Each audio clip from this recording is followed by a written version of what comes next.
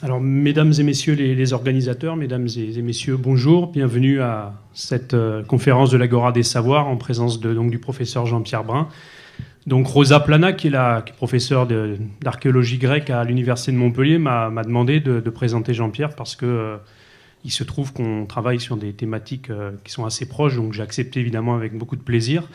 Et je suis très très heureux ce soir de vous dresser un portrait. Alors sera-t-il dithyrambique? Je ne le sais pas, mais en tout cas, il le sera. Je connais bien Jean-Pierre et donc je vais essayer de dresser un portrait aussi près de la réalité que possible. Jean-Pierre, il est natif d'Olioul dans le Var. C'est un Provençal de souche. Il est pétri de culture grecque et latine et il connaît très très bien son pays. Donc il a ancré ses recherches dans les années 70 et 80 dans ce pays varois qu'il a vu naître. Et il a développé depuis plus de 30 ans ses recherches dans toute la Méditerranée antique.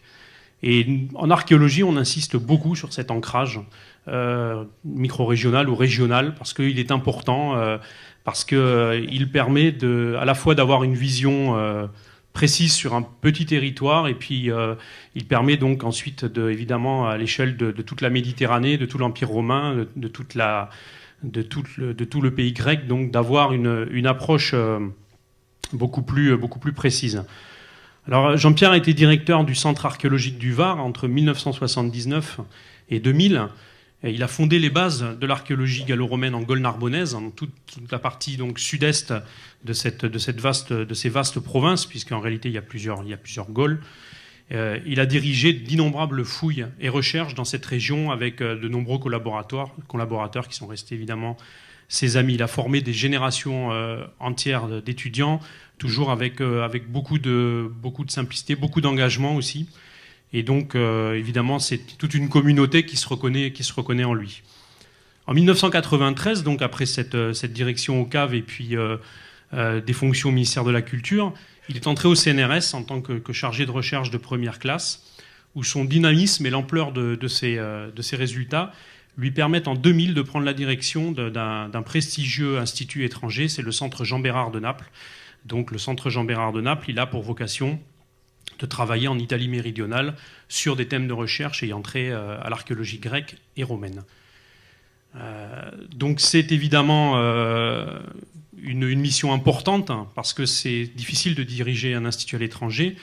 Et il est devenu directeur de recherche en 2001 et il a été décoré donc par le CNRS de la prestigieuse médaille d'argent en 2004, donc qui vient récompenser des années de labeur et d'efforts donc dont les résultats se font sentir puisque le Centre Jean Bérard a pris énormément d'ampleur dans les années 2000 avec un certain nombre de fouilles prestigieuses à Cumes, à Pompéi, à Paestum et puis dans d'autres secteurs de l'Italie méridionale. En 2011, il devient professeur au Collège de France, obtenant la chaire de technique et économie de la Méditerranée antique. Donc c'est un parcours exceptionnel qui force l'admiration. Et les acquis de ces recherches pour l'histoire de la Méditerranée antique sont immenses et concernent de nombreux thèmes et problématiques. Alors on doit à Jean-Pierre Brun une trentaine d'ouvrages ou chapitres d'ouvrages ou articles importants, donc une bibliographie très importante dont vous trouverez les détails dans le site du Collège de France, hein, où sont répertoriés tous ces titres. Et il a profondément renouvelé les méthodologies d'intervention et puis évidemment les connaissances. Alors se dégage de cette bibliographie qui est foisonnante hein, plusieurs grands thèmes de recherche. Le premier que moi j'ai retenu, c'est évidemment les villes romaines en Narbonnaise et plus particulièrement donc dans le territoire des cités de Fréjus et d'Arles, puisque Jean-Pierre a fouillé plusieurs grandes villas, Riance, la Garde, la Croix-Valmer, donc et puis d'autres. Et ça lui a évidemment permis d'établir un corpus fort intéressant de grands établissements à partir desquels il a fondé une partie de son discours historique et archéologique. Alors justement, une partie de ce discours, une partie de ses recherches s'est intéressée à l'huile et le vin en Méditerranée, dont il est le spécialiste international reconnu aujourd'hui. Vous avez ces ouvrages donc publiés chez Rance qui sont à la sortie sur une table qui a été mise en place par la librairie Sorams. Et ces bouquins sur l'huile et le vin ont permis vraiment de renouveler les connaissances Et c'est vraiment aussi bien pour les chercheurs que pour les étudiants, ce sont vraiment des bibles concernant ces problématiques. Alors il s'est également intéressé avec son ami et collègue Gaëtan Congès à l'élevage. Et il a travaillé sur les bergeries de l'Accro, mettant au jour des sites de bergerie tout à fait extraordinaires qu'on ne s'attendait pas à trouver dans cette région, et montrant l'importance encore sous-estimée à cette époque de l'élevage ovin dans le triangle barodanien. Il a également travaillé sur les forts d'époque romaine du désert oriental égyptien, où il a dirigé avec d'autres collègues une importante mission, donc entre 1994 et 2010, donc, qui a abouti à la publication d'un énorme livre de plus de 600 pages, qui est tout à fait passionnant et qui montre la vie de ces forts romains établis aux frontières de l'Empire. Alors, ces recherches ont aussi concerné, c'est le thème de ce soir, tout ce qui concerne la parfumerie. Il a travaillé à Delos, en Italie du Sud, et il a montré, par le biais de fouilles et de recherches menées sur cette thématique, donc l'importance et la complexité de cette parfumerie. Bon, j'en dis pas plus, évidemment, sur ce thème, il va vous en parler longuement. Alors un thème ensuite, un avant-dernier thème, moi, qui me semble très important, c'est l'énergie et les moulins hydrauliques. Jean-Pierre a été le premier à mettre en évidence dans les années 1990 en fait l'existence de moulins hydrauliques à roues verticales, donc sur des villes lavaroises. Et il a montré donc à travers plusieurs articles concernant cette recherche que finalement l'énergie hydraulique était bien une invention antique, mais qu'elle avait été largement utilisée dans les campagnes d'époque romaine, contrairement à ce que pensait l'école médiéviste, donc, qui affirmait que le moulin était certes une invention antique, mais qu'en réalité il avait été appliqué que dans le courant du Moyen-Âge. Donc on sait aujourd'hui que cette idée est totalement fausse, et donc bien des dogmes sur le blocage des techniques à l'époque romaine, bien des dogmes sont tombés. Enfin, un dernier thème très très intéressant et très important, c'est l'artisanat en Italie méridionale, avec les recherches menées notamment à Pompéi, qui concernent donc à peu près tous les artisanats que peut recéler cette petite ville d'Italie méridionale. Voilà, donc ce sont des thèmes, vous le voyez, foisonnants, riches, et à chaque fois, c'est vrai qu'on est agréablement surpris tout le temps des résultats, et puis surtout de la maîtrise de ces sujets qui peuvent paraître fort différents les uns des autres, mais qui en réalité ont un dénominateur commun. Ce sont des sujets d'histoire romaine. Et Jean-Pierre est à la fois un archéologue et un historien. Alors, c'est un grand savant, mais c'est aussi un homme modeste qui aime à faire partager son savoir, à échanger. Moi, je me souviens de sa visite au chantier de la Villa de Vareille en 1999, saluant un par un l'ensemble des membres de l'équipe, on était quand même une quinzaine, et proposant de nouvelles pistes, discutant, échangeant avec tout le personnel de la fouille, et regardant avec gourmandise les moulins hydrauliques de cette villa qui venait juste d'être dégagés. Et donc, il nous a fourni évidemment beaucoup d'informations inédites pour l'étude et la fouille qu'on a pu réaliser sur ces équipements. Alors moi j'avais été conquis je le connaissais avant, mais j'avais été conquis par l'énergie qu'il dégageait, parce que c'est un globe-trotter infatigable. Il était à Vareille, donc dans la vallée de l'Hérault, en transit, attendu à Bordeaux pour une réunion sur le vin et l'huile, je me souviens. Et puis il devait partir quelques jours après en Égypte pour travailler sur les forts. Donc c'est une énergie peu commune, et nous qui étions sur cette villa depuis des mois, on se prenait à rêver à ce destin d'homme presque romain, donc parcourant comme ça l'ensemble des provinces de l'Empire pour satisfaire son immense envie et sa soif de connaissance. Alors c'est aussi un bon camarade, un homme joyeux, plein d'humour et de verve, grand amateur d'huile d'olive, et cette huile justement qui sert de base au parfum dont il va à présent vous parler, et je lui laisse la parole bien volontiers.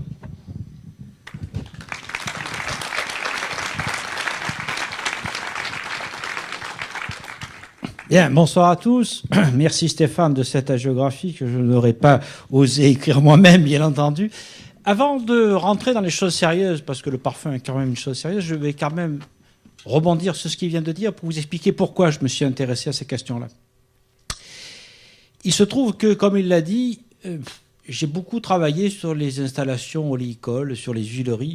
Tout simplement, vous savez, notre vie n'est faite que de hasard.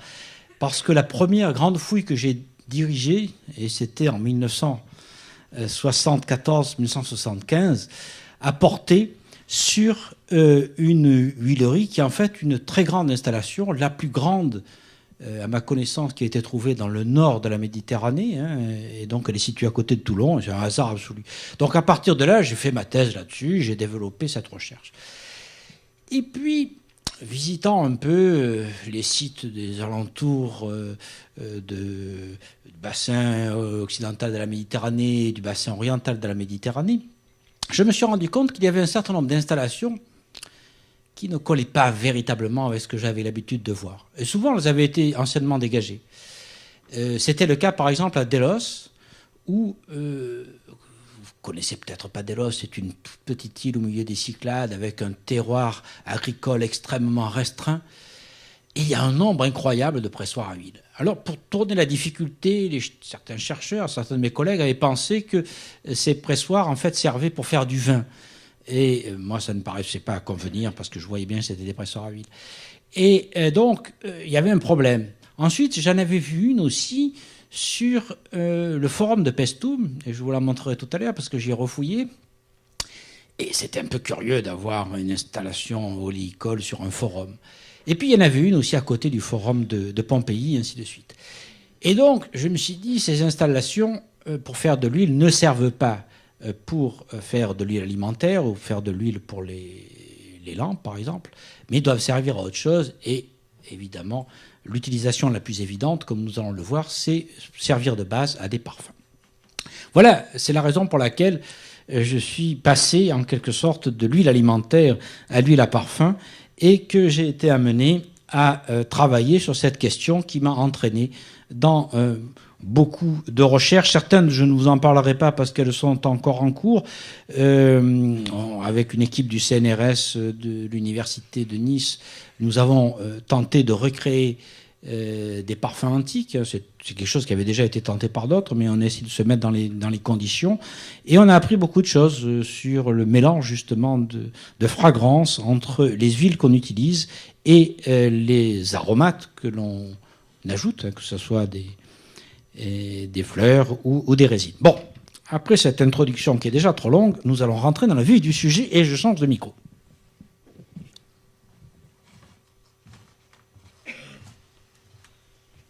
La première question qu'il faut se poser, c'est qu'est-ce que le parfum ?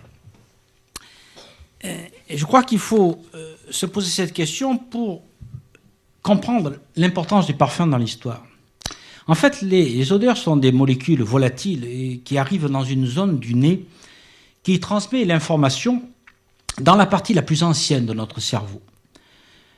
Ce monde des émotions est généré par les odeurs qui nous indiquent instantanément la présence de substances toxiques, par exemple, la présence de nourriture, la présence de prédateurs, ou nous aident aussi à communiquer entre espèces. Je vous ai mis quelques animaux pour vous rappeler que nous ne sommes que des animaux. Et de façon moins consciente donc pour les hommes d'aujourd'hui, ces signaux chimiques permettent aux individus de communiquer à l'intérieur de leur propre espèce et entre les espèces. Lucrèce avait déjà imaginé que les atomes des odeurs allaient vers des récepteurs. En fait, les molécules aromatiques sont des espèces de clés qui ouvrent des serrures spécifiques. Alors, certaines substances sont considérées comme appréciables. Pourquoi ? Les odeurs du corps transportent une information qui provoque un stimulus réflexe. C'est des animaux aussi proches de nous que les singes. Les sécrétions de substances grasses odoriférantes servent à communiquer par phéromones. Mais dans l'espèce humaine, le phénomène est beaucoup plus compliqué. Du fait du développement extraordinaire de notre cerveau et de notre conscience, et du fait des cultures que nous avons développées au cours du temps pour bâtir des sociétés qui permettent à des groupes d'hommes de vivre ensemble dans une relative harmonie. L'espèce humaine est bien loin de résoudre culturellement l'opposition entre un comportement originel de promiscuité sexuelle des primates et un comportement éthologique acquis, plus récent que le premier, qu'il a fallu adopter pour créer des sociétés. Cette tension est perceptible dans le désir de séduire à l'intérieur de règles sociales. En Grèce ancienne, par exemple, le parfum caractérise la femme mariée par rapport à la parthénos, la jeune fille.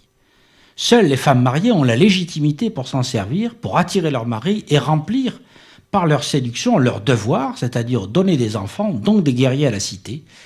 Mais bien entendu, la réalité est un peu plus complexe. De la même façon, comme l'a bien écrit Alain Cormin dans un ouvrage absolument excellent que vous connaissez probablement qui s'appelle « Le miasme et la jonquille », pour le XIXe siècle, la société bourgeoise, corsetée, qui bannissait les odeurs animales et les parfums musqués, promouvait pour ces jeunes filles et les femmes mariées des eaux de senteur à base de fleurs.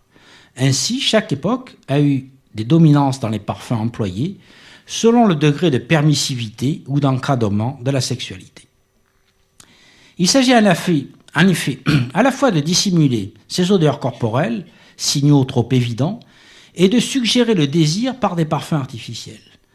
Les substances biochimiques sont détectées par le système olfactif et certaines odeurs sont particulièrement agréables, agissant sur le pouvoir de séduction, le préparant tout en masquant son caractère trop brutalement animal. C'est selon moi la fonction de base du parfum et dont toutes les autres découlent. Les sociétés primitives, en effet, donc on voit ici un exemple de l'utilisation par les femmes grecques. Les sociétés primitives, elles ne fabriquent pas véritablement de parfums, autant qu'on puisse le savoir, mais elles ont des comportements pour éloigner des insectes par des résines, pour guérir par des gras animaux et des substances. L'oliban, par exemple, qui est une résine riche en terpènes qui éloigne les bactéries et les insectes, et la myrrhe, par exemple, qui est un onguent anti-inflammatoire et antimycotique, qu'on a ensuite utilisé pour l'embaumement. C'est donc la seconde fonction de base du parfum qui est de soigner et de préserver, et aussi, par voie de conséquence, de rendre grâce aux divinités pour toute aide ou guérison. Au total, les substances odoriférantes, principalement les parfums, servent à éloigner les insectes et les micro-organismes, à soigner les corps et à favoriser la reproduction. Elles ont été au fil du temps sélectionnées et combinées. Leur utilisation s'est peu à peu codifiée pour attirer les femmes, pour rendre grâce aux dieux bien en deçà de tout processus logique. Cette spécialisation a nécessité des réseaux d'échange de plus en plus développés pour s'approvisionner en matières premières, notamment exotiques, et pour se fournir en produits finis plus ou moins luxueux. Alors commençons par voir quels étaient les emplois dans le détail de ces parfums de l'Antiquité. Et commençons avec la Grèce et avec la séduction, puisque je crois que c'est le point de base. On aurait pu remonter plus haut, jusqu'à l'âge du bronze, où on a déjà des sources, et peut-être même jusqu'au néolithique. Mais tenons-nous-en à l'Antiquité classique.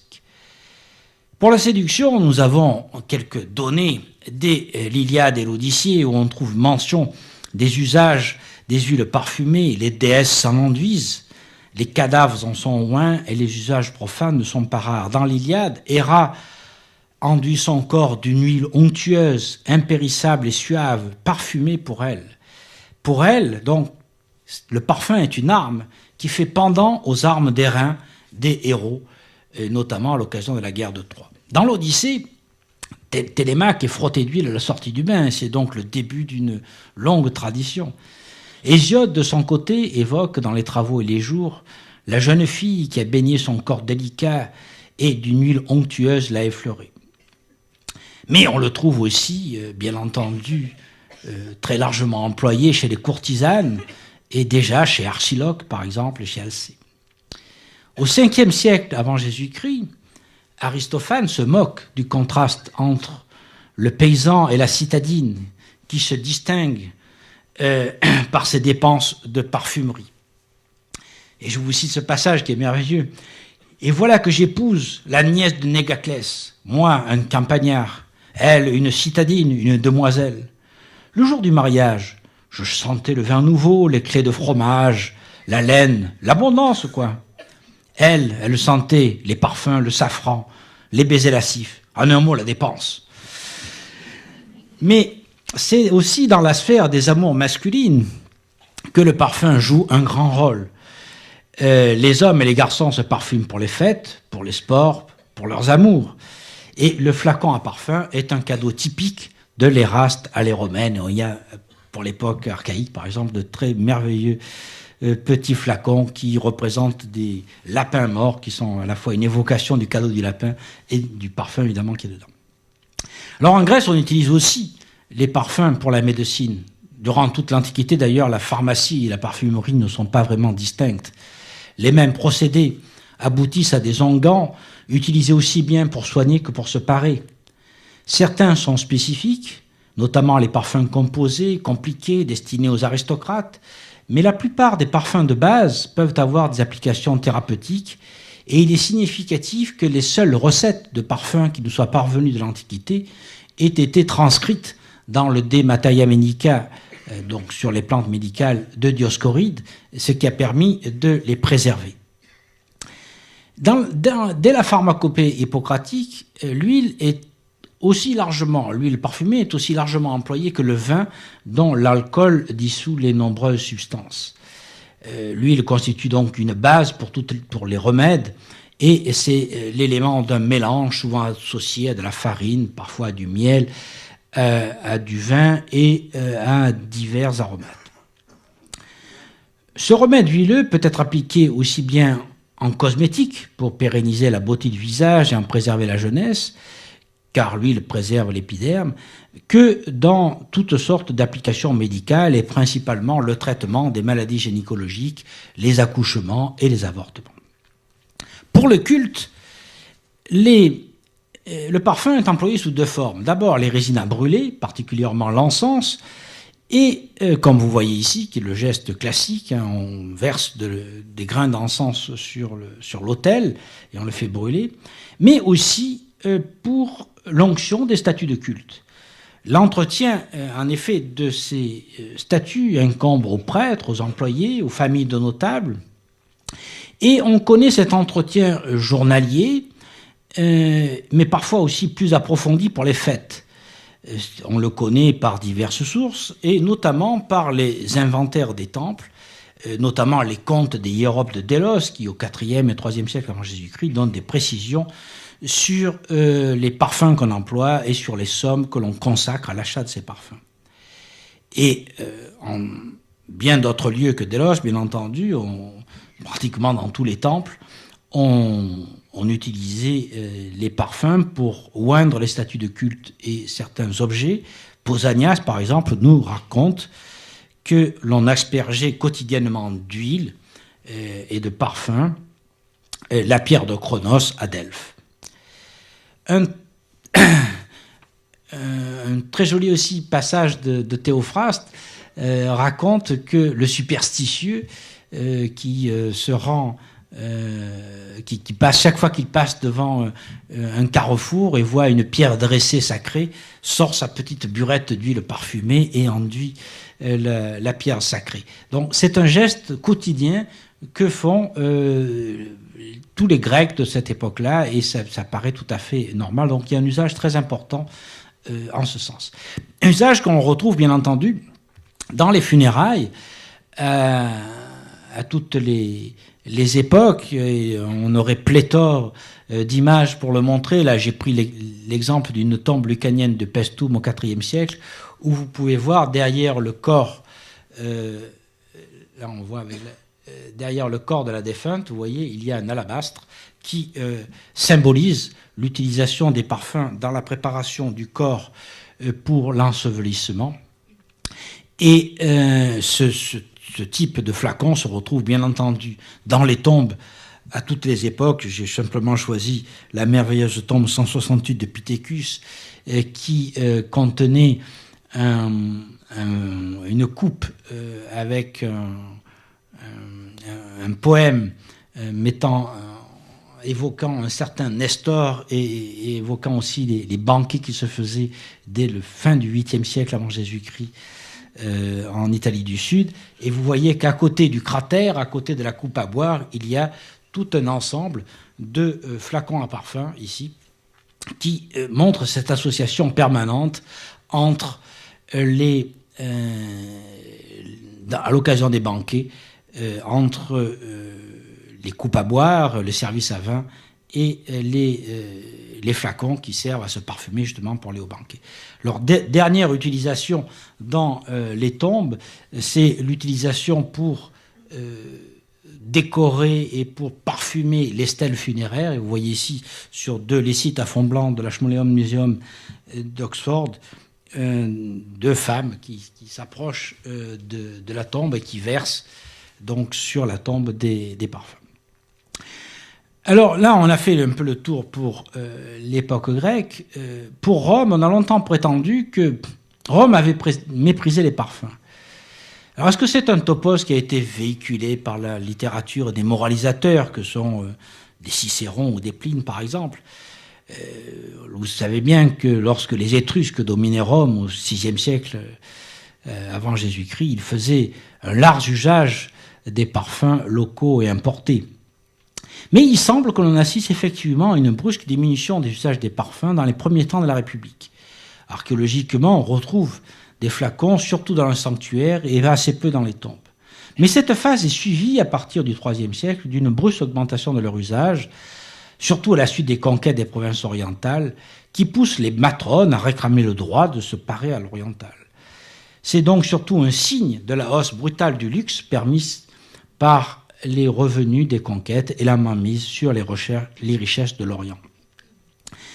Et d'ailleurs, les censeurs devront prendre des mesures pour interdire l'usage de ces parfums exotiques, qui sera donc la preuve de leur large diffusion. Alors, comme en Grèce, l'usage principal, c'est quand même bien sûr la séduction. Et il y a un très joli passage de Pline qui dit « Le plus haut titre de recommandation d'un parfum est, sur le passage d'une femme qui le porte, d'attirer par ses effluves même ceux qui sont occupés à toute autre chose. » Il suffit de rappeler d'ailleurs les conseils d'Ovide dans l'Art d'aimer pour percevoir la place des cosmétiques et des parfums dans la vie romaine. Et d'ailleurs, cet usage est codifié par le droit. On a quelques passages du Digeste, notamment chez Ulpien, qui définit l'usage des parfums à propos de la toilette des femmes en les intégrant aux soins du corps. Et il dit, les objets de toilette de la femme sont ceux qui servent à la rendre plus propre. Il comprend le miroir, le pot de chambre, les parfums, les flacons à parfum et les choses semblables comme le bassin et le coffret en osier qui servait à contenir les flacons à parfum.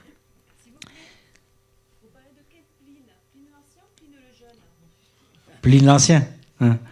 La référence, c'est Histoire naturelle 13-20, si vous voulez. Lorsqu'on parle des parfums, c'est très généralement Pline l'Ancien. Si j'avais l'occasion de citer Pline le Jeune, je le dirais. Donc, au-delà de cet usage de séduction, il y a aussi un usage beaucoup plus large et assez universel pour le bien-être et le luxe en général. Hein. L'augmentation considérable des établissements de bains, par exemple, au cours de l'Empire, a eu pour corollaire une augmentation parallèle de la consommation des huiles parfumées. Pour donner un exemple, pour la seule ville de Rome, il y a une multiplication par 10 pratiquement entre l'époque d'Auguste et le IVe siècle des établissements de bains. Et donc il faut imaginer que la consommation des huiles parfumées allait de pair, car on n'imaginait pas de se rendre au bain sans apporter son parfum. Et comme antérieurement, d'ailleurs, on se rendait au banquet en étant parfumé, ou bien l'hôte s'en occupait lui-même de faire parfumer non seulement la salle, mais aussi les invités. Il était en effet d'usage d'offrir des parfums lors du second service de repas, comme Martial en témoigne dans l'épigramme 3.82. Dans le Satyricon, il y a un très beau passage aussi où Trimalchion fait enduire ses invités à la fin du banquet avec un parfum de qualité. Et le texte nous dit, par une mode inouïe de nos mœurs, de jeunes esclaves aux longs cheveux apportèrent dans un bassin d'argent de l'huile parfumée dont ils joignirent les pieds des convives après les avoir enguirlandés de fleurs de la cuisse au talon. Puis on versa ce même parfum dans les vases à vin et dans les lampes. Que ce soit donc dans les banquets ou lors des spectacles de Rome, la prodigalité du prince ou des personnes qui invitaient se manifestaient par des aspersions de parfums sur les convives ou les spectateurs lorsqu'il s'agissait de donner des spectacles au théâtre, par exemple. Et on a quelques beaux textes à ce sujet, mais je ne peux pas trop détaillé car il faut avancer. Donc, que ce soit à l'occasion de banquets, de spectacles ou à toute occasion cordiale, répand des parfums de prix est la marque du luxe, manifestée par les grands, et bien sûr que les parvenus comme Trimalchion imitent. Il s'agit de bien marquer la distance qui sépare les riches des pauvres. Les parfums sont clairement divisés en deux catégories, ceux qui sont produits avec des ingrédients locaux, surtout des fleurs comme la rose ou l'iris, relativement bon marché, et ceux qui incluent des aromates exotiques très chers. Martial brocarde à ce propos le comportement des hôtes qui servent des vins et des parfums différents selon les catégories d'invités. Et le parfum joue donc un rôle de marqueur social au même titre que le vêtement, que la nourriture et les vins, comme c'était déjà le cas à l'époque archaïque. La différence vient que ce n'est pas le parfum en soi qui fait la différence, puisqu'il est très largement répandu dans la population, mais les parfums composés d'essences exotiques, de la même façon que ce n'est pas le vin en soi qui marque le luxe, mais les grands crus qui justement créent la distance sociale. Enfin, donc, comme en Grèce, il y a des usages médicaux très importants que rappelle Pline l'Ancien à plusieurs reprises, mais je ne le détaillerai pas car ça nous mènerait trop loin. Mais Pline dit que les médecins souvent se retournent vers les parfumeurs pour faire des remèdes alors qu'ils devraient les faire eux-mêmes. Et il dit, il se fie à la Séplasia. Séplasia, c'est une place de Capoue où étaient concentrés les parfumeurs, et donc qui était devenu en quelque sorte le nom générique pour les pharmaciens. Et donc il dit, les médecins se fient à la Séplasia, qui gâte tout par ses fraudes, parce qu'évidemment il y avait un grand intérêt pour les parfumeurs à frelater quelque peu les produits de façon à faire plus de profit. Mais ce jugement sans appel fait certainement bon marché de médecins consciencieux, il devait y en avoir, qui composaient eux-mêmes leurs médicaments, comme cet extraordinaire médecin dont la tombe a été découverte en 1847 à Saint-Médard-des-Prés en Vendée, et qui contenait tout un attirail médical et pas moins de 80 flacons de verre qui contenaient des substances médicamenteuses. Donc, je pense qu'il y avait, comme le dit Pline, certainement des médecins qui s'adressaient aux parfumeurs pour faire leurs médicaments, mais également probablement des médecins qui les faisaient eux-mêmes. Et les auteurs grecs et latins de l'époque impériale, que ce soit Pline ou surtout les médecins comme Cels, Dioscoride et Galien, évoquent des centaines de recettes aux applications thérapeutiques variées, comme le kifi par exemple, qui contenait de la cannelle d'Arabie et de Ceylan. Enfin, on en a comme ça une très longue série. Pour les funérailles, de la même façon qu'en Grèce, l'usage des parfums entrait dans les dépenses normales, comme le rapporte le Digeste. Et lors de funérailles publiques, comme celle de Marcus Aubelius Firmus, qui était duumvir à Pompéi dans les années 70, on a brûlé 30 livres d'encens et pour plus de 1000 sesterces de parfums. On devait aussi en verser des parfums dans des tubes à libation qui aboutissaient à côté de l'urne. On en a beaucoup d'exemples dans la fouille récente faite par William Van Andringen à Pompéi, et j'en ai moi-même trouvé récemment dans les fouilles de Cumes. Et enfin, donc, comme en Grèce, on honorait les dieux en faisant brûler de l'encens sur les autels. C'est le geste le plus courant du sacrifice qu'on voit, par exemple, sur le célèbre autel du temple dit de Vespasien à Pompéi, qui est en fait un temple du culte impérial dédié à Auguste. Et bien entendu, on continuait de parer les statues de culte et de les enduire d'huile parfumée jusqu'à la fin de l'Antiquité.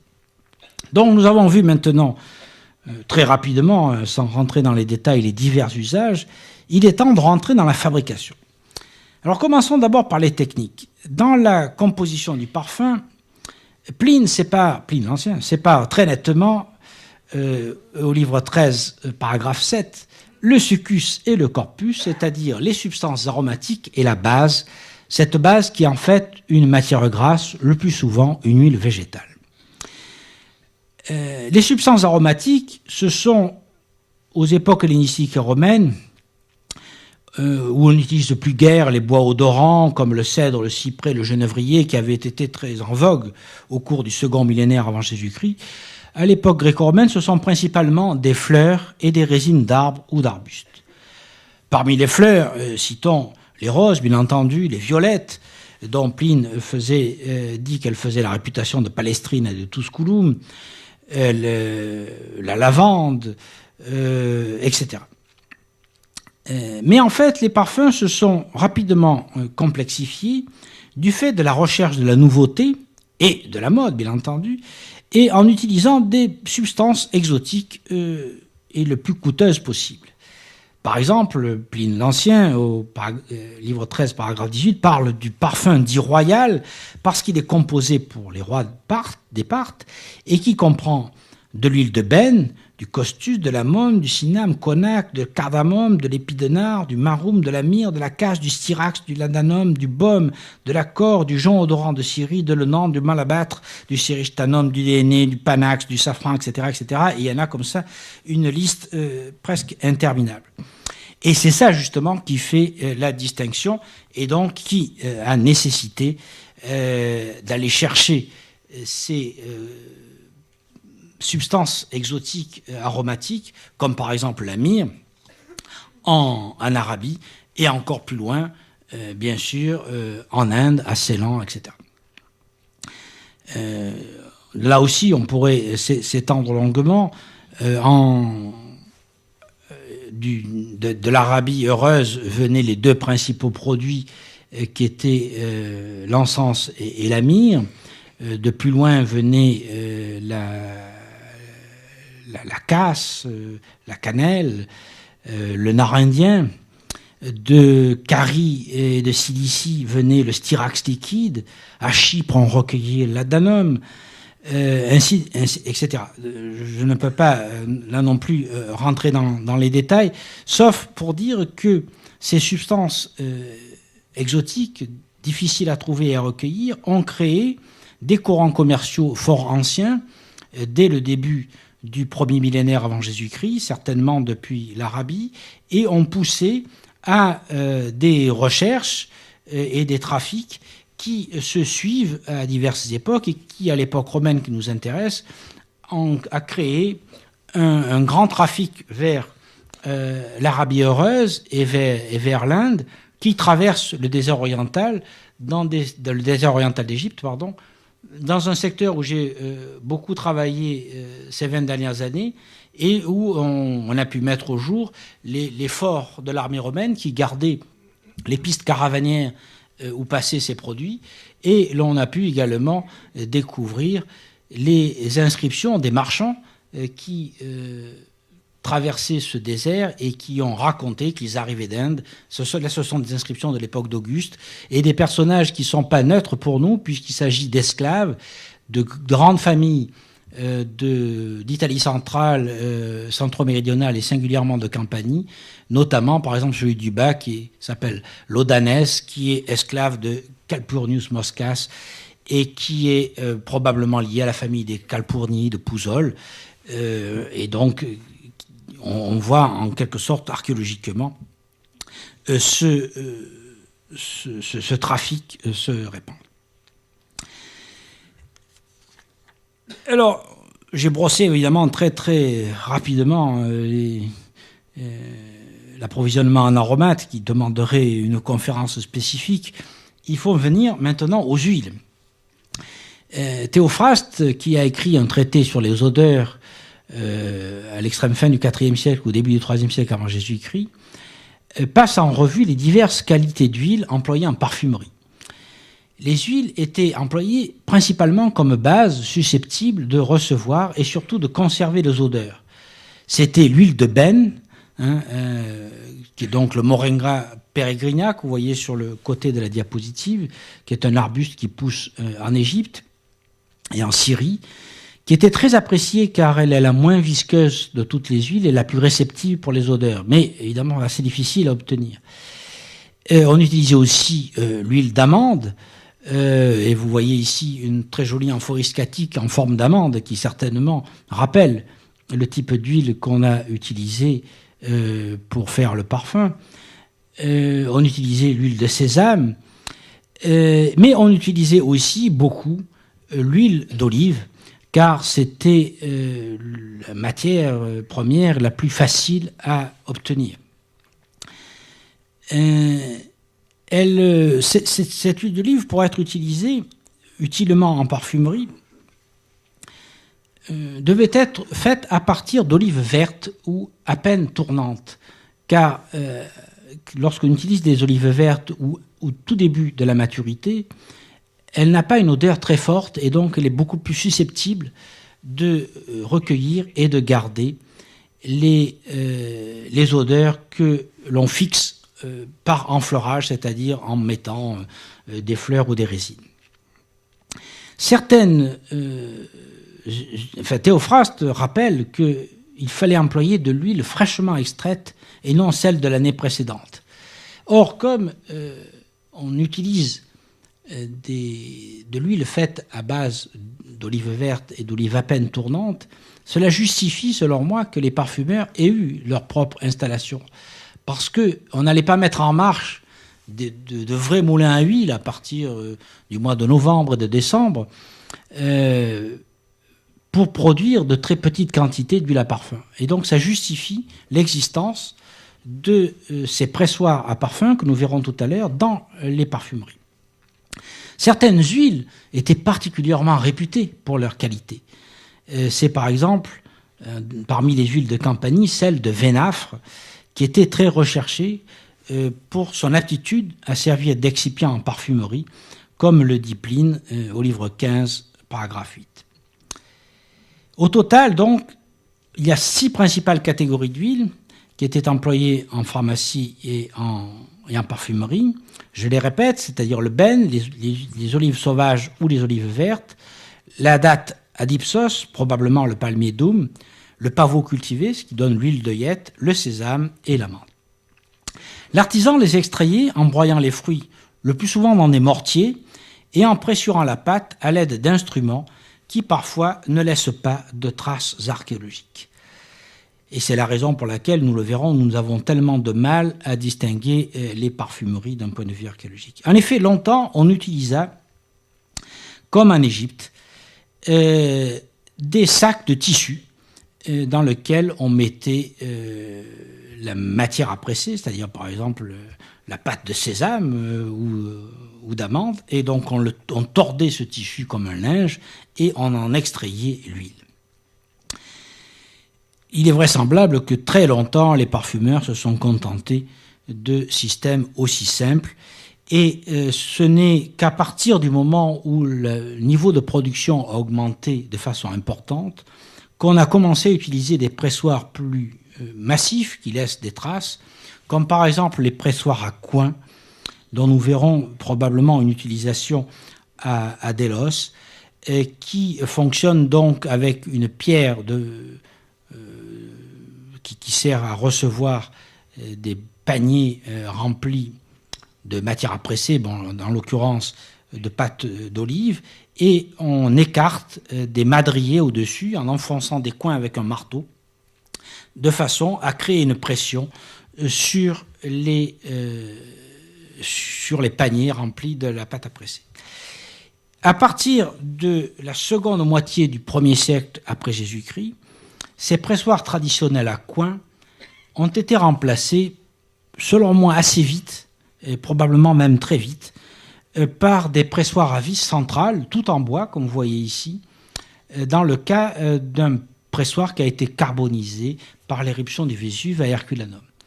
Alors ce pressoir a longtemps été interprété, vous le verrez partout dans la littérature, comme un pressoir à repasser en quelque sorte, un pressoir à presser les étoffes qui aurait été utilisé dans une foulonica, dans un pressing, comme on dirait aujourd'hui, à la suite de la publication première qui avait été faite par le fouilleur de l'époque, Amedeo Maiori. Mais un chercheur de l'école française de Rome, Nicolas Montex, qui a beaucoup travaillé avec nous à Naples, a retrouvé dans les archives que, à la base de ce pressoir, il y avait une petite cuve que Maiori n'avait jamais indiquée, et il a montré que c'était certainement un pressoir à huile.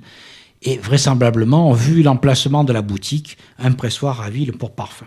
Donc je pense que ce type d'installation, avec un pressoir à vis direct, a été très largement utilisé à partir de la seconde moitié du 1er siècle de notre ère.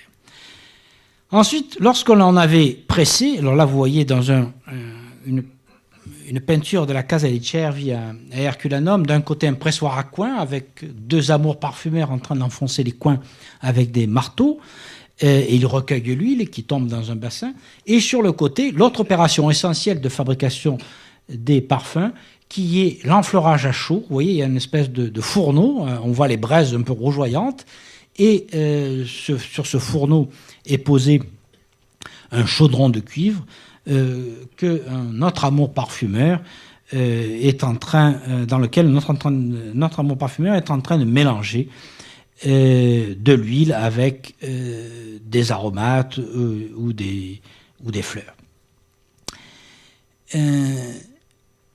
Théophraste indique que l'huile doit être chauffée au bain-marie et que le chaudron ne doit pas être en contact avec la flamme sous peine de prendre une odeur de brûlé. Et nous verrons que c'est probablement le cas dans les installations de Délos. D'autres procédés que l'enfleurage à chaud étaient connus. On faisait aussi de l'enfleurage à froid, mais on utilisait également la condensation et probablement la distillation, qui était connue depuis très longtemps, mais qui, semble-t-il, n'a pas connu un emploi très large dans l'Antiquité. Sporadiquement, à l'époque gréco-romaine, la distillation est mentionnée, parfois décrite, par exemple dans le traité d'alchimie de Zosime, et on sait qu'une certaine Marie la Juive, qui a donné son nom au bain-marie, a perfectionné les alambics.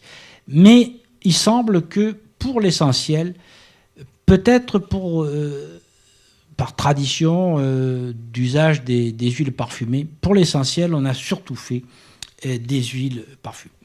Alors, dernière étape de la fabrication, c'est le flaconnage. Le commerce de luxe, qui est celui du parfum, n'est pas seulement importateur de matières premières, il est aussi fabricant, et il faut aussi présenter ce produit dans de beaux flacons, comme on le fait aujourd'hui. Grâce à ces flacons, d'ailleurs, on peut suivre, et je ne vais pas m'y hasarder dans le temps qui m'est imparti, mais on peut suivre les grands trafics commerciaux, au moins pendant le premier millénaire avant Jésus-Christ. On sait par exemple que entre la fin du 8e siècle et la fin du 7e, début du 6e siècle, les parfums de Corinthe ont dominé le marché occidental. Vous avez ici un petit Aribal corinthien. Et puis il y a eu des imitations très rapidement, un peu partout, y compris en Étrurie, à partir du milieu du 7e siècle dans la première moitié du 6e siècle, qui montre très clairement qu'on a très rapidement imité localement les parfums qui étaient importés. Et puis, aux exportations corinthiennes et laconiennes qui ont dominé jusqu'à la fin du 7e siècle, au début du 6e, ont succédé d'autres exportations, comme celles, comme les parfums et les huiles fabriquées en Attique, qui se sont très largement répandues. Mais comme je vous l'ai dit déjà, une grande partie des parfums a été fabriquée sur place. Et souvent d'ailleurs par des parfumeurs d'origine étrangère, orientale ou égyptienne, qui sont soulignés d'ailleurs dans quelques textes des orateurs attiques. Par exemple, l'origine égyptienne d'Athénogène, petit-fils de parfumeur et parfumeur lumène dans l'Athènes hellénistique, est soulignée par Hypéride. Et on a comme ça un certain nombre d'exemples dans la littérature. Donc il y a une fabrication locale. Cette fabrication locale se répand, se démocratise à partir du 5e siècle et au 4e siècle, et on assiste localement à un remplacement général, surtout à partir de la fin du 4e siècle, des flacons de prix qui étaient en céramique bien décorés, par d'innombrables flacons de terre cuite sans décor et fabriqués à la chaîne en quelque sorte. Donc, on voit bien qu'à une phase du commerce de luxe succède alors une période de production sur place de parfums moins coûteux, largement diffusés. Et c'est d'ailleurs l'époque où Plot raille les parfums à 2 sous dont s'enduisent les prostituées. Et il dit ces piliers de lupanar, ces pauvres filles poisseuses d'huile de jonc. Et donc, ça montre bien que se crée à ce moment-là cette hiérarchie des parfums dont je parlais tout à l'heure. Et c'est bien entendu, on continue à faire des parfums coûteux, comme je vous l'ai dit. Ils continuent d'être exportés, mais ils ne le sont plus dans des vases en céramique. Pline, d'ailleurs, nous indique que les meilleurs conteneurs pour les parfums sont les conteneurs en albâtre, parfaitement adaptés à la conservation de ce produit. Et c'est bien ce qu'avait dans sa tombe de Chiusi cette dame du IIe siècle avant Jésus-Christ, qui avait donc du parfum conservé dans un flacon en albâtre. Mais on utilisait aussi, bien sûr, des flacons en métaux précieux, en or, en argent et dans une autre mesure en bronze, qui se retrouvent évidemment beaucoup moins car ils ont été très largement recyclés. À partir de la fin du 1er siècle avant notre ère et surtout du premier quart du 1er siècle après Jésus-Christ, la généralisation de cet extraordinaire progrès que fut le soufflage du verre nous ôte aux archéologues tout espoir de suivre le parfum à la trace. Et parce que effectivement le verre est à peu près partout le même et le plus souvent d'ailleurs fabriqué sur place. On a donc d'ailleurs probablement la conjonction qui se met en place de quartiers qui associent des parfumeurs et des vitriers, et des verriers plutôt.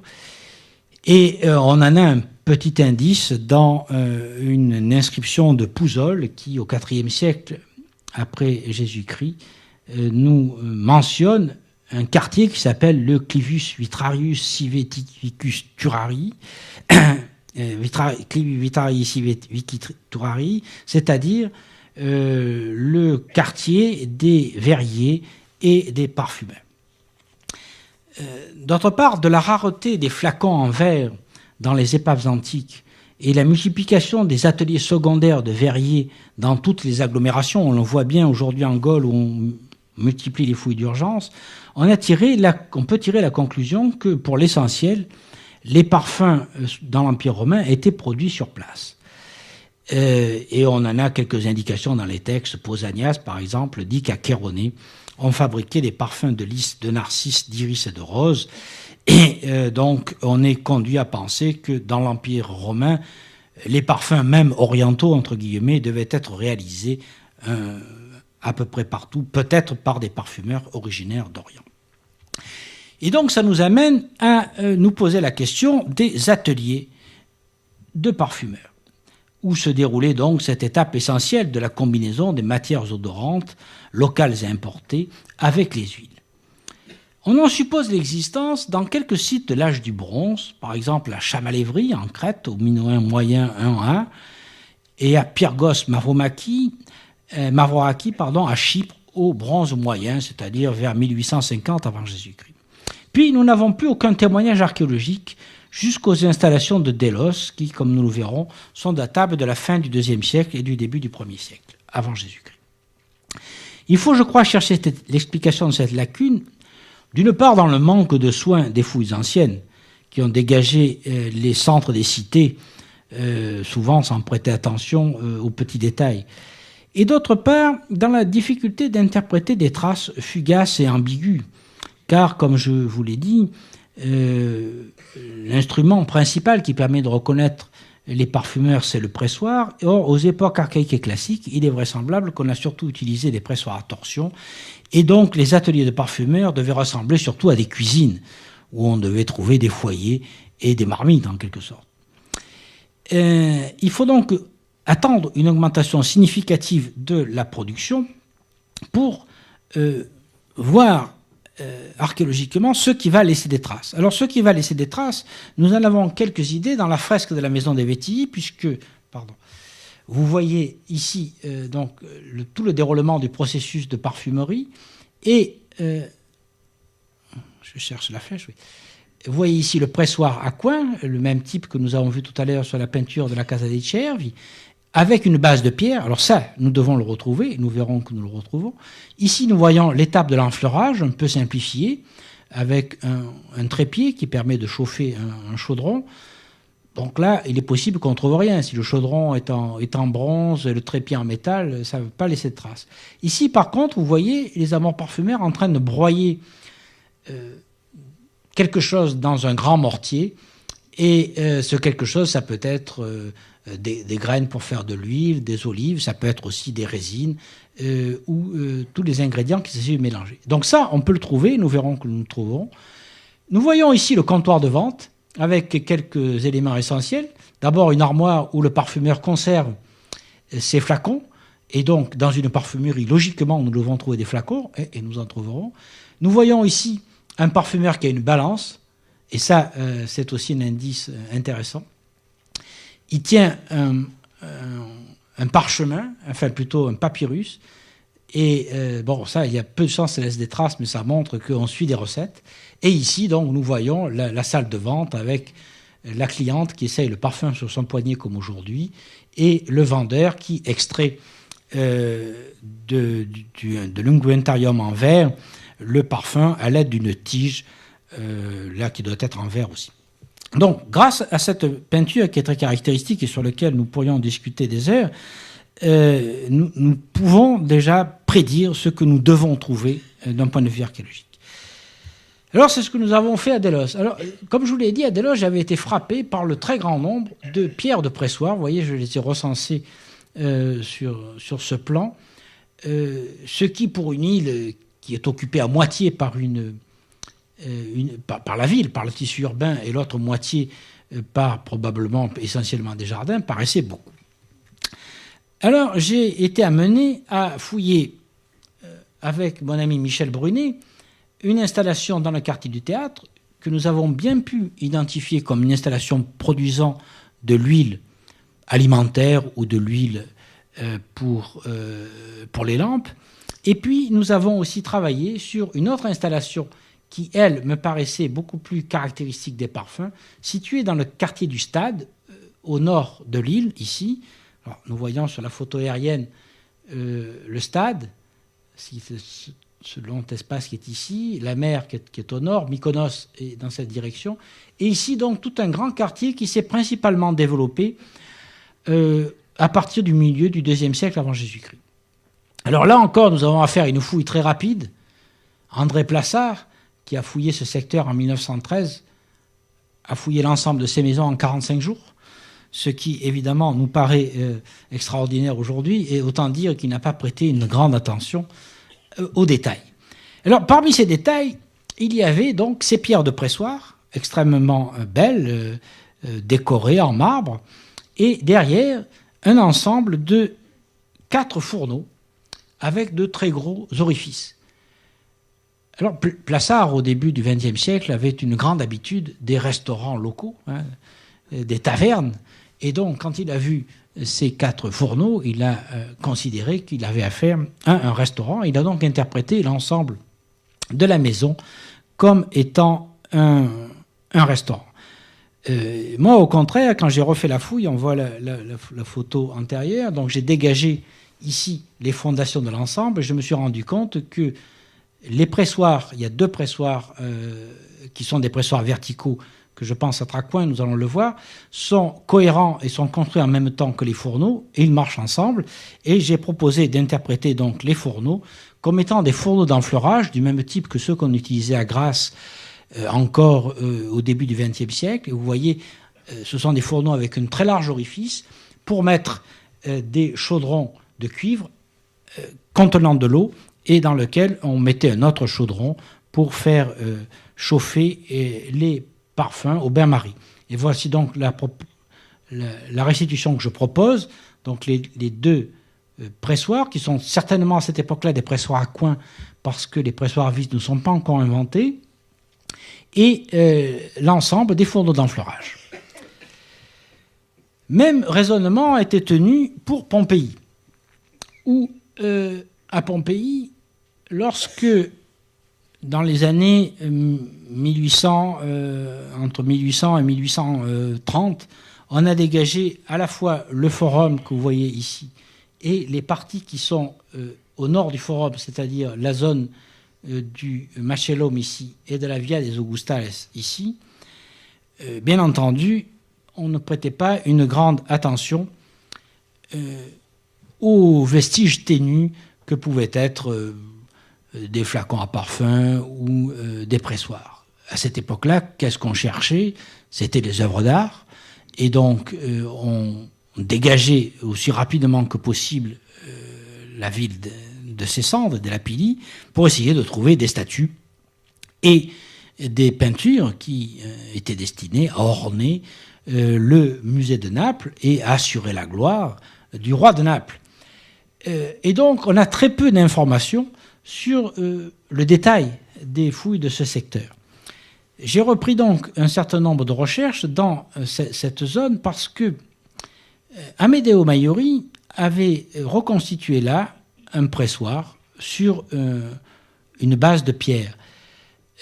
La proximité de ce pressoir et de ces boutiques avec le forum m'a fait penser qu'on avait probablement affaire dans ce secteur à une rue qui était destinée au commerce des parfums, au moins en partie. Donc vous voyez, nous sommes au nord du forum, qui est ici, au nord du marché, et la Via des Augustales, c'est celle-ci. Donc fouillée dans les années 1820-1830 avec très peu de renseignements. Dans cette boutique qui est située en 7424, il y avait donc ce pressoir reconstitué en 1927-1928 par Amedeo Maiori. La reconstitution est fantaisiste, mais la pierre était bien à cet emplacement-là. Et j'ai donc refouillé cet ensemble. Refouillé parce que, bien entendu, les dégagements des années 1830 avaient enlevé tous les lapidis, et donc on n'avait pratiquement aucun espoir de trouver quoi que ce soit en relation avec l'éruption du Vésuve. Mais j'avais émis l'hypothèse qui s'est avérée juste que, antérieurement à cette éventuelle parfumerie dont je faisais l'hypothèse, il y avait dû y en avoir d'autres, puisque ce sont des artisanats qui sont relativement traditionnels.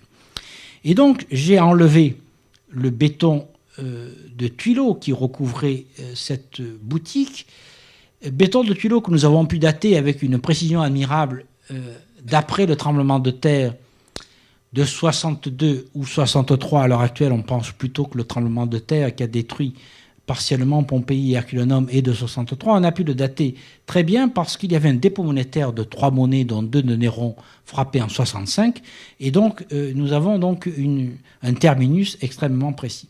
En dessous de cet ensemble, nous avons mis au jour des cuves et ici, une chaudière. Alors, voici le plan. Vous voyez, il y a 2 grandes cuves, une ici et là, et une chaudière malheureusement en partie détruite par les reconstructions qui ont eu lieu après le tremblement de terre de 62 ou 63. Alors, je vous fais voir cette chaudière.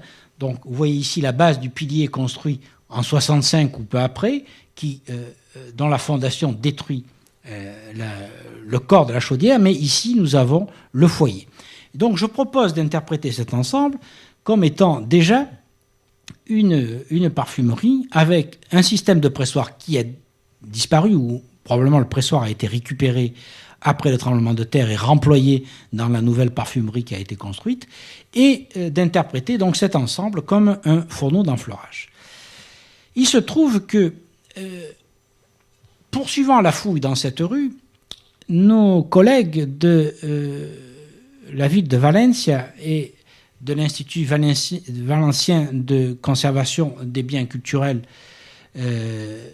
donc en Espagne, ont mis au jour, dans une boutique un peu plus loin dans la rue, un ensemble de cuves avec un pressoir qu'ils ont pensé interpréter de la même façon. Nous avons donc décidé, l'année dernière et l'année auparavant, de joindre nos efforts et de fouiller les boutiques qui sont situées entre celles que j'avais fouillées moi-même en 2001-2002 et celles qu'ils avaient fouillées en 2008-2009. Et nous avons mis au jour une série de 3 nouvelles boutiques. L'une qui nous a livré, que nous n'avons pas fini de fouiller, que nous allons finir de fouiller au mois de septembre, qui nous a livré un dépôt absolument extraordinaire, puisque par une chance qui arrive de temps en temps à Pompéi, les fouilleurs du 19e siècle n'ont pas enlevé tous les lapillis. Et donc nous avons les lapillis en place, et donc le mobilier du moment de l'éruption, et vous reconnaissez parmi ce mobilier les restes d'une balance, donc qui évidemment collent bien avec nos théories. Et dans la boutique d'à côté, nous avons trouvé un très gros dépotoir d'ungüentaria contenant plus de 100 ungüentaria du début du 1er siècle avant Jésus-Christ. Et alors, l'essentiel de ces petits flacons à parfum sont des flacons individuels de cette hauteur, mais il y en a quelques-uns qui sont très grands et qui, évidemment, servaient à contenir le parfum qui était ensuite détaillé. Donc, je propose d'interpréter toute la Via des Augustali comme étant une voie des parfumeurs, même si nous ne pourrons pas le prouver véritablement, car évidemment, on n'a pas d'archives de fouilles pour cette époque. Et ça explique parfaitement pourquoi, au XIXe siècle, on pouvait encore lire, au début de la rue, 2 inscriptions électorales où les parfumeurs prennent parti pour 2 candidats à l'édilité, Verus et Modestus, comme vous voyez sur ces inscriptions. Alors on peut tenir aussi le même raisonnement à propos de Paestum. Paestum, en effet, là encore, nous avons affaire à des vieux dégagements qui ont été faits sans soin, et au nord des fameux temples d'époque archaïque et classique se développe le forum de la colonie romaine, en bordure duquel, qui est ici, la colonie qui a été déduite en 273 avant Jésus-Christ, en bordure duquel se trouvent des boutiques. Alors, ces boutiques ont été vidées, il n'y a pas d'autre mot, sans grand soin au moment des grandes fouilles, mais l'une d'elles conserve encore une de ces pierres de pressoir que je propose d'interpréter comme une pierre de parfumeur. Et vous voyez ici la reconstitution que je propose. C'est une installation que la fouille que j'ai faite en 1995 a permis de dater de l'époque flavienne. Et je pense qu'à cette époque-là, on a plutôt utilisé un pressoir à vis du même type que celui que nous avons vu pour Herculanum. Et alors là encore, Paestum, trouver des parfumeries à Paestum n'est pas neutre, car, comme vous le savez peut-être, la ville était célèbre dans l'Antiquité pour ses champs de roses. Plusieurs auteurs, Virgile dans les Géorgiques, Ovide dans les Pontiques et dans les Métamorphoses, Properce dans ses élégies, et Martial, dans au moins 4 passages, évoquent les roseraies de Paestum qui fleurissent 2 fois l'an. Le vocabulaire employé, rosaria, c'est-à-dire les champs de roses, l'insistance sur la productivité, on nous dit toujours ça produit 2 fois l'année, semble indiquer qu'il s'agissait de cultures de plein champ sur une large échelle et non pas d'ornements de jardin. Et ces évocations poétiques rejoignent les indications de Pline l'Ancien sur l'importance économique des cultures de roses en Campanie et, d'une façon générale, les conseils de Varron sur l'intérêt de cultiver en grand des roses et des violettes aux portes des villes. De telles roseraies ne s'expliquent que si la production de roses débouche sur un artisanat susceptible de générer des profits.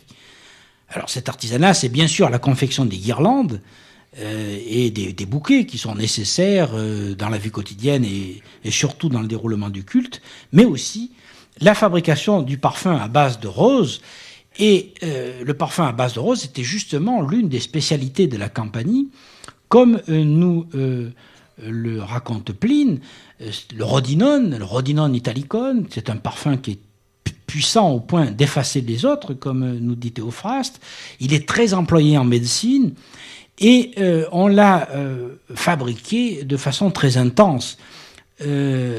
D'abord en Égypte, mais ensuite beaucoup en Campanie, à cause justement de l'abondance des roses et à cause de la qualité des huiles que l'on fabriquait dans la Campanie.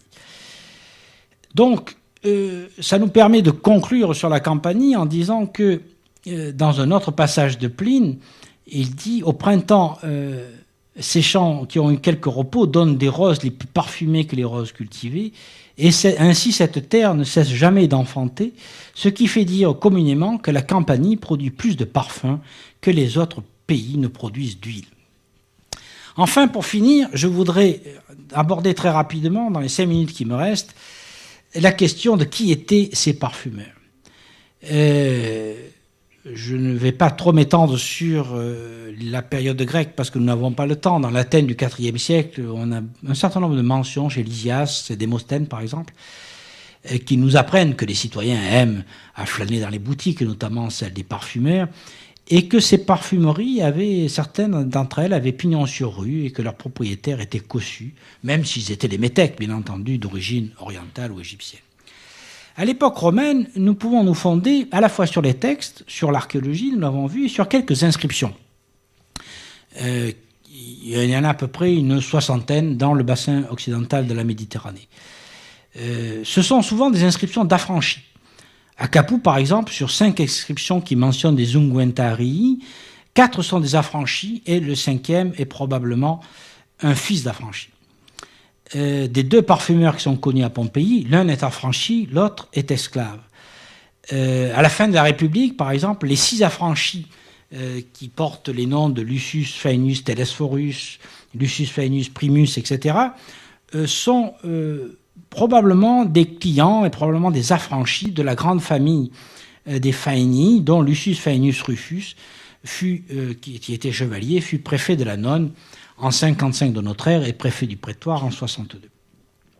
On voit donc que, autant que nous puissions le voir à partir des inscriptions, un certain nombre de ces parfumeurs sont des esclaves, souvent importés d'Orient, que leurs propriétaires ont installés, parfois directement comme esclaves, et donc le propriétaire assumait à la fois les risques et les bénéfices de l'entreprise, ou parfois en les affranchissant de façon à se dégager des risques et de ne garder que les bénéfices potentiels, pour monter en quelque sorte des entreprises de parfumerie. Les investissements nécessaires en équipement et en matières premières étaient relativement coûteux, et c'est là où le patron intervient, puisqu'il donne à son affranchi, ou il lui prête de l'argent pour monter l'entreprise, il lui loue des locaux vraisemblablement, et il attend en retirer des profits. Parce que les bénéfices, évidemment, pouvaient être relativement considérables, mais la profession était décriée et donc empêchait les aristocrates, bien entendu, de gérer directement une parfumerie. Donc la solution suivante qui était trouvée, c'est qu'une riche famille de notables locaux, par exemple, ou de chevaliers, voire de sénateurs, chargeait donc un esclave ou un affranchi de gérer la parfumerie. Le patron avançait les fonds nécessaires et recevait en retour les intérêts du prêt, la moitié des bénéfices, et puis à partir du milieu du 1er siècle avant Jésus-Christ, la moitié de l'héritage de l'affranchi. Donc cette profession complexe, alliant en quelque sorte le pharmacien et le parfumeur, était selon moi présente dans toutes les villes de l'Empire, comme le montrent sporadiquement des inscriptions funéraires de parfumeurs enrichis, comme par exemple un certain Attalus à Lyon, qui était à la fois Seplasiarius et Sévire Augustal, ou celle de Sextus Apparonius Justinus de Cologne, que vous voyez ici, qui était négociant en parfum. Et donc, il reste maintenant à retrouver leurs officines, ailleurs qu'en Campanie et à Délos, et je ne doute pas que toutes les villes de Narbonnaises, au premier rang desquelles Narbonne, Béziers, Nîmes, devaient posséder des parfumeries, et j'invite donc mes excellents collègues, dont certains sont présents dans la salle, à avoir l'œil pour les déterminer, étant bien entendu, comme je l'ai dit, que souvent, les vestiges sont assez difficiles à interpréter, et il faudra beaucoup d'attention à des petits tessons de verre, des accumulations, quelques morceaux de balance, éventuellement un pressoir, un fourneau un peu curieux, un foyer bizarre, quelques instruments peu commun. Et je pense que si on a une attention plus nette portée à ces vestiges, on devrait en trouver à peu près, même certainement, dans toutes les villes de l'Empire. Et c'est donc sur cet appel que le temps qui m'était imparti étant fini, je conclus et je vous remercie.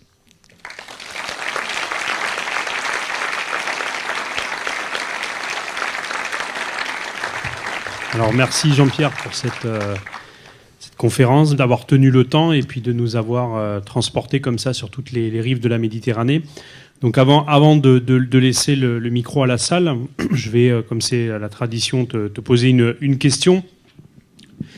Alors moi j'étais évidemment beaucoup intéressé par l'ouverture géographique, puisqu'on a été en Arabie heureuse, on a été en Grèce, on a été en Italie du Sud, mais il y a quand même un grand absent, moi me semble-t-il, dans ce panorama sur l'histoire du parfum, c'est l'Afrique du Nord, c'est le monde phénico-punique. Alors, qu'en est-il de ces régions riveraines de la Méditerranée?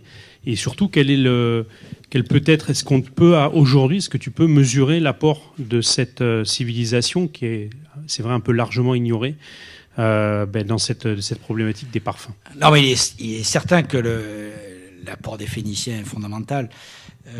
Le problème, il est fondamental d'une part parce que c'est une région où on a beaucoup produit de parfums, et ça on le sait par les textes. Il y a une tradition qui remonte à l'âge du bronze au moins, et probablement au Chalcolithique. Le problème d'un point de vue historique, il est double. D'une part, on n'a pratiquement pas de sources. Donc, vous savez, comment est-ce qu'on écrit l'histoire ancienne? On s'en rend bien compte qu'on écrit l'histoire ancienne à partir des sources qui nous ont été conservées. C'est ainsi que nous avons une histoire extrêmement détaillée de la religion, par exemple, parce qu'on a beaucoup de données sur la religion.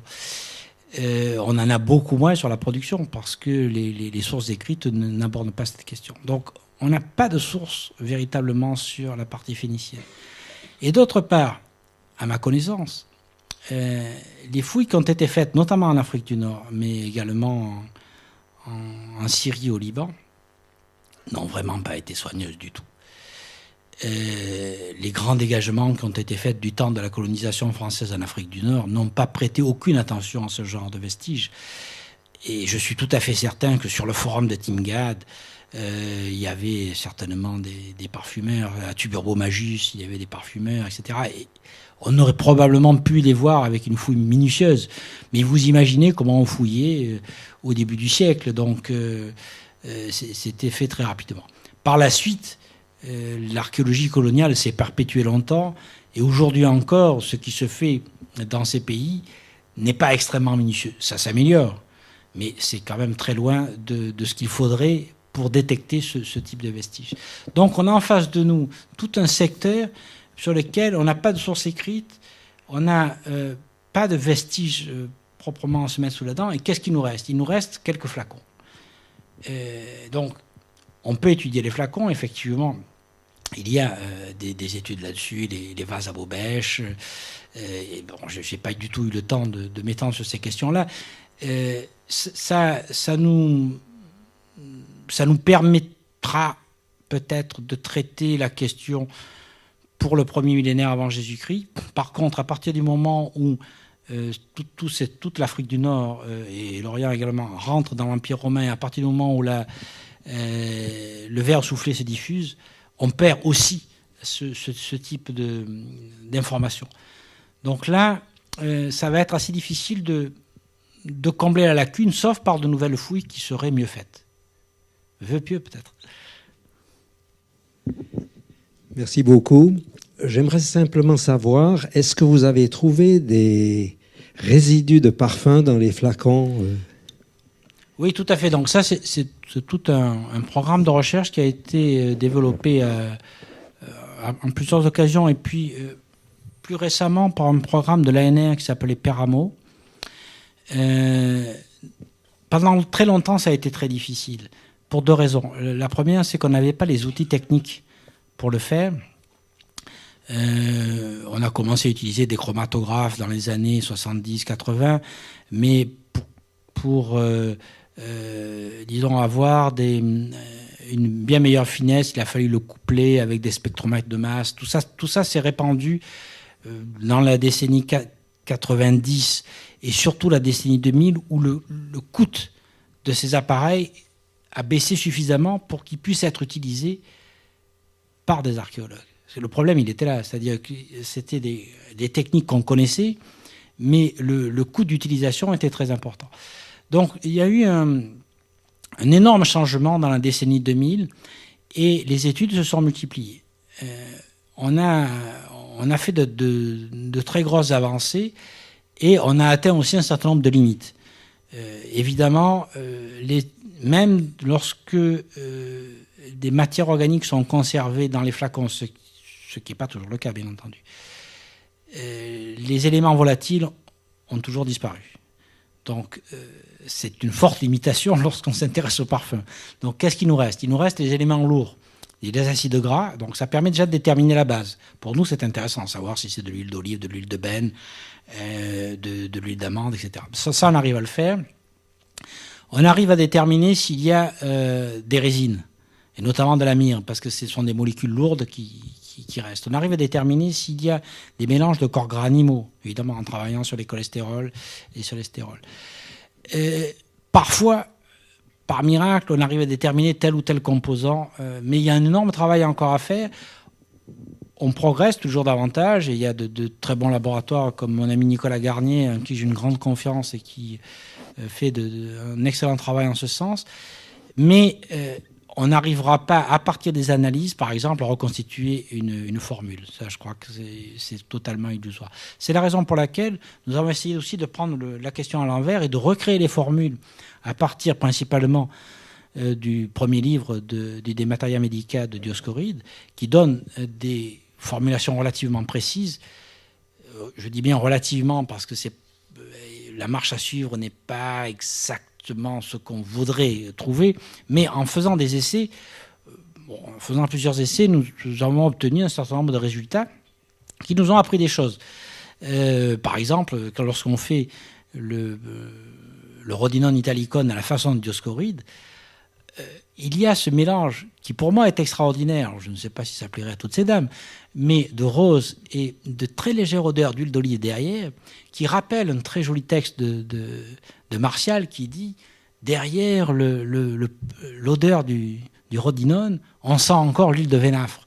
Donc il y a ce mélange qui certainement devait plaire et qui n'est pas du tout désagréable. Évidemment, lorsque je le dis comme ça, les gens se disent c'est peut-être affreux, un mélange d'huile d'olive et de rose. Mais pas du tout. Il y a une combinaison tout à fait intéressante. Alors évidemment, le parfum est plus compliqué que ça parce qu'il y a aussi de la myrrhe qui fixe. On met des résines évidemment pour fixer le parfum. Donc ça permet de voir quel produit on obtient et quelle fragrance on obtient. Ça permet aussi... en réanalysant ensuite en chromatographie, avec un chromatographe et une spectrographie de masse, ça permet de voir quel chromatogramme on obtient. Et ensuite, essayer de le comparer avec ce qu'on obtient à partir des échantillons archéologiques. Et alors on voit les dégradations et comprendre les dégradations, parce qu'évidemment avec le temps, il se produit des lipolyses enzymatiques, il se produit des oxydations, les chaînes de carbone sont cassées, donc on peut avoir des pics qui sont complètement anormaux, mais qui sont simplement des pics dans le chromatographe qui sont liés au fait qu'une chaîne de carbone a été cassée en 2 ou en 3. Mais on progresse beaucoup. On n'est pas au point évidemment de recréer des formules à partir des analyses. On n'est pas au point de déterminer véritablement quel type de parfum il y avait dans quel type de récipient, mais les progrès en 10 ans ont été considérables et il n'est pas exclu qu'on obtienne des résultats inédits. Par exemple, une fouille récente à Lyon a montré que dans un flacon à parfum, on a probablement un produit médicamenteux et non pas un véritable parfum. D'autres analyses menées par Philippe Walter avec un système qui s'appelle le Raman a montré que certains, ce qu'on croyait être des flacons à parfum, étaient en fait des flacons à cosmétiques. Et ainsi de suite. Donc ça amène à des réinterprétations et on se rend bien compte donc qu'il y a, comme aujourd'hui, une compénétration des cosmétiques, de la fabrication des cosmétiques et des parfums. Les verriers faisaient divers types de flacons pour divers types de produits. Donc progressivement, on progresse, mais c'est un travail qui est seulement au début. Il nous faudra beaucoup plus d'analyse pour pouvoir brosser un tableau cohérent. Peut-on savoir si les compositions de parfums avaient des spécificités locales ou des pratiques locales? Vous avez cité la ville des roses, mais y a-t-il d'autres exemples? C'est vrai, très vraisemblable. Le problème, c'est que pour ça, il faudrait qu'on ait des sources écrites. Or, à ma connaissance, à part ce qui concerne, à part ce que dit Pline, ce que dit Strabon et ce que dit Pausanias, on n'a pratiquement rien. Donc, on sait que certaines villes avaient des spécialités. C'est par exemple le cas de la Béotie, le cas de Gubbio, par exemple, avait des spécialités. Mais par exemple, sur la Gaule, on ne sait rien, parce qu'on n'a pas de source. Donc, c'est très, très inégal. Et pour le coup, je suis à peu près sûr que l'archéologie ne nous permettra pas de progresser dans ce sens, quoi. La seule chose qui nous permettrait de progresser, ce serait de nouveaux textes. Et là, j'ai peur que nous n'en trouvions pas beaucoup de nouveaux. En Égypte, on a quelques papyries qui parlent de parfumeurs, mais rarement en rentrant dans les détails, parce que qu'est-ce que nous avons dans les papyries égyptiens? Ce sont principalement des contrats ou des commandes, par exemple. J'ai en tête un très joli papyrus d'un notable de Philadelphie de la fin du 1er siècle après Jésus-Christ, qui s'appelle Némétion, et qui écrit à un de ses correspondants en lui disant « Envoie-moi du Rhodinone italicone ». Et vu comment c'est tourné, on a l'impression qu'il veut du vrai Rhodinone italicone, c'est-à-dire de celui qui est importé d'Italie, ce qui est assez intéressant et curieux, parce que au départ, le parfum à la rose était fait en Égypte, était l'une des spécialités de Memphis, par exemple. Donc, on a comme ça quelques notions, quelques lueurs, mais ça ne va pas plus loin que ça.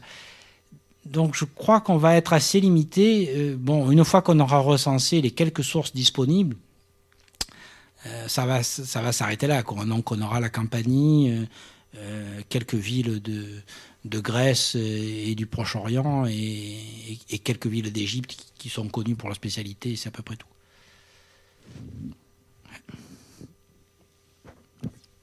Oui, est-ce qu'on a un peu plus d'informations sur le mode d'extraction en fait, de ces substances odorantes? Parce que là, il est fait mention essentiellement d'infusion en fait, dans des matières grasses. Par contre, est-ce que vous avez trouvé des alambics ou des choses comme ça qui sont quand même très anciens aussi, qui sont un autre mode d'extraction? Oui, tout à fait. Non, mais ça, c'est un vrai problème, parce que on a des extractions par condensation dès l'âge du bronze. Donc ça, c'est sûr. Il est possible que on ait des espèces de premiers alambics à Pyrgos, à Chypre. Mais là, je suis prudent. Je ne voudrais me fâcher avec personne, et surtout si ça va être diffusé par Internet. Mais le problème est le suivant. C'est une fouille qui a été conduite avec une grande minutie. Je ne pense pas qu'on puisse reprocher quoi que ce soit à la fouille. On est peut-être allé un peu vite en besogne dans l'interprétation. Je vous rappelle le contexte. C'est un atelier qui est probablement lié à un petit palais de notable local qui a été détruit par un tremblement de terre vers 1850 avant Jésus-Christ. Dans cet atelier, on a trouvé beaucoup d'instruments, et notamment des espèces de vases à long bec et d'autres vases très curieux qui ressemblent à des cucurbites. Les fouilleurs ont proposé d'assembler les deux et proposent justement donc des reconstitutions extrêmement excitantes de premiers alambics qu'ils ont fait fonctionner et qui donnent effectivement des eaux de senteur et des distillats. Le problème, c'est qu'ils n'ont jamais véritablement publié la fouille en détail. Jusqu'à présent, tout ce que nous avons vu, c'est des expositions, des articles, un peu de vulgarisation, etc. Et chaque fois qu'on nous montre des photos, les vases sont déjà reconstitués, ils sont déjà en place. Donc, l'interprétation est déjà très avancée. Or, évidemment, nous sommes à Chypre, lieu de naissance d'Aphrodite, nom d'une gamme de parfums. La tentation était très grande. Alors, ils ont associé cette fouille avec des analyses systématiques, et on doit leur rendre hommage. Le problème, c'est que là aussi, ils ont utilisé des méthodes qui ne sont plus, disons, acceptées ni acceptables aujourd'hui. Or, c'est une fouille assez récente. Ils ont utilisé la méthode par absorption dans les couleurs, dont on sait qu'on peut lui faire dire n'importe quoi. Donc, cet ensemble qui est extrêmement intéressant, qui est probablement une parfumerie, moi j'y crois assez, n'est pas encore assez bien documenté, de façon assez sérieusement documentée, pour qu'on puisse dire, comme ils le disent Urbi et Tourbi, la distillation a été inventée à Chypre au début du 2e millénaire avant Jésus-Christ. C'est possible, c'est intéressant, mais c'est pas sûr.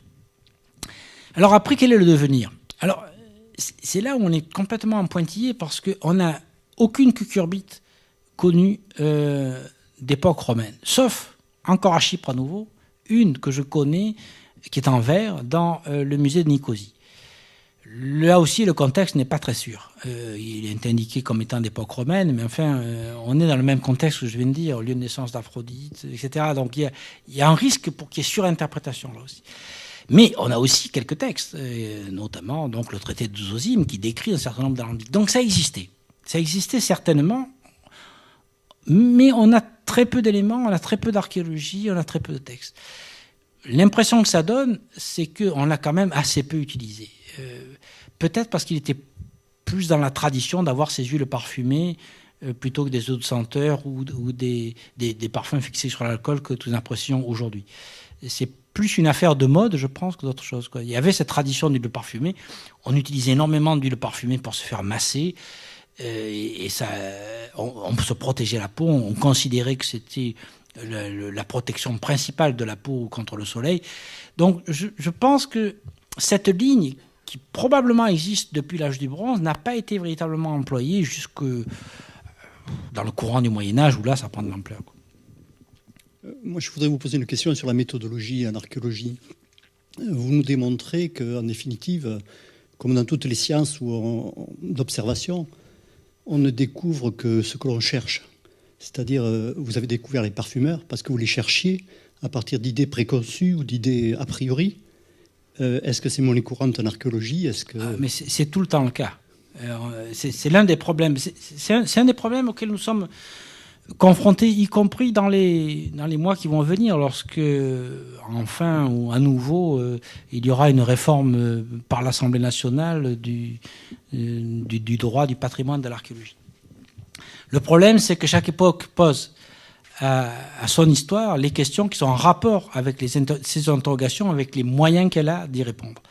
C'est la raison pour laquelle il faut que nous gardions à toute force un certain nombre de terrains, le plus possible, mais bon, il y a un compromis à trouver, pour les générations futures, parce que les générations futures auront d'autres questions et d'autres moyens pour y répondre. Je vous prends simplement un exemple. Qui se serait intéressé, encore en 1950, aux questions d'environnement? Aujourd'hui, notre civilisation est confrontée à ça. Donc, quelle est notre interrogation? On se dit, mais comment ça s'est passé dans l'Antiquité? Donc, nous avons développé des méthodes et nous cherchons des choses que nos prédécesseurs n'avaient même pas idée.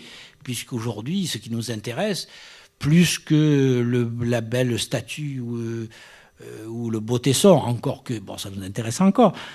Ce qui nous intéresse, c'est l'évolution du diagramme polynique, c'est les comptages de graines pour savoir qu'est-ce qu'on a cultivé à quel moment, c'est la sédimentologie pour savoir si les travaux qui ont été faits, je sais pas moi, au 5e siècle avant Jésus-Christ, ont dégradé les versants, ont provoqué telle ou telle catastrophe écologique, etc. Parce qu'aujourd'hui, notre question, c'est cela. Donc, évidemment, nous ne répondons qu'aux questions que nous posons au terrain. Ça, c'est extrêmement clair. Et bon, dans ma propre carrière, il m'est arrivé effectivement de faire quelques découvertes de ce type-là, parce que et qui montrent qu'on ne savait pas les voir. Tout à l'heure, Stéphane a cité le cas de l'énergie hydraulique. la Narbonnaise est leader et reste leader dans les moulins hydrauliques, non seulement parce que nous avons la plus belle usine mondiale connue qui est celle de Barbegal à côté d'Arles et qui est connue depuis bien longtemps, mais aussi parce que désormais nous savons les reconnaître. Mais on ne savait pas les voir. Moi-même, je me suis rendu compte que je fouillais un moulin hydraulique parce qu'il était particulièrement bien conservé en 1995. Or, je me suis rendu compte que j'en avais fouillé un en 1978 que j'avais pas vu, un en 1982 que j'avais pas vu, un en 1986 que j'avais pas vu. Donc, avant d'en trouver un, j'ai raté 4. Et c'est un peu le cas partout. Et donc, c'est pas neutre, parce que la question de l'énergie hydraulique est une question qui a agité les historiens et qui a été la pierre de touche du primitivisme. Enfin, on touche à des problèmes très profonds. Simplement parce que on ne savait pas les voir. Aujourd'hui, on sait les voir, et en Gaule, ça sort de partout. Dans le reste du monde, il n'y en a pas un. En Espagne, on en connaît 2. Un qui a été publié par moi-même au Portugal, et un autre qui a été vu par Philippe Levaux, qui est un grand spécialiste de la question, qui a fouillé Barbegal. Donc, ça prouve bien que, comme vous le dites, on ne voit que ce qu'on cherche. Et c'est la raison pour laquelle, je fais toujours un peu de propagande, et j'ai dit à mes collègues, maintenant nous savons que les parfums, au moins à l'époque romaine, étaient faits dans toutes les villes, donc il y a les parfumeries, il faut les trouver. Trouvez-les, messieurs et mesdames. Tout d'abord, merci. Vous avez parlé des encens, vous avez dit juste 2 mots, j'imagine que les technologies étaient complètement différentes. Et qu'est-ce qu'aujourd'hui on peut en dire? J'imagine que c'était très utilisé. Oui, bien sûr, les parfums à brûler. Enfin, j'ai plus le chiffre en tête, mais vous savez, connaissez ce passage de Suétone qui raconte les funérailles de Popée, maîtresse puis épouse de Néron, où il a brûlé autant d'encens que ce que peut produire l'Arabie en une seule année. Donc, effectivement, on a énormément utilisé l'encens, notamment pour tout ce qui était cérémonies religieuses, fumigation, etc. Le problème, c'est que ça ne laisse pas de traces, pour le coup, une fois que... Et on a du mal à en trouver, sauf lorsque on a la chance de fouiller correctement dans un sanctuaire et qu'on a des résidus sur les autels. Et là, on peut déterminer. Très souvent, d'ailleurs, on trouve que c'est de l'encens. Ça va pas plus loin que ça. C'est pas très compliqué. On a les graines d'encens, on les met sur l'autel, ça brûle. Ça demande pas, disons, une recherche particulière, ni particulièrement fine. Et évidemment, comme ça a été brûlé, il nous en reste plus grand-chose. C'est un commerce qui ne laisse pratiquement aucune trace, quoi. Transporté dans des sacs, brûlé à la fin. Nous savons que ça a existé, nous savons que c'était omniprésent. Alors ensuite, on hésite un peu sur l'interprétation d'un certain nombre d'objets qui sont considérés comme des encensoirs. Et là, les analyses permettent d'avancer aujourd'hui, et on va vers des certitudes. Des vases qui étaient traditionnellement considérés comme des encensoirs sont effectivement des encensoirs. Donc c'est ça que les analyses permettent de dire. Mais enfin, on était déjà quasiment certain.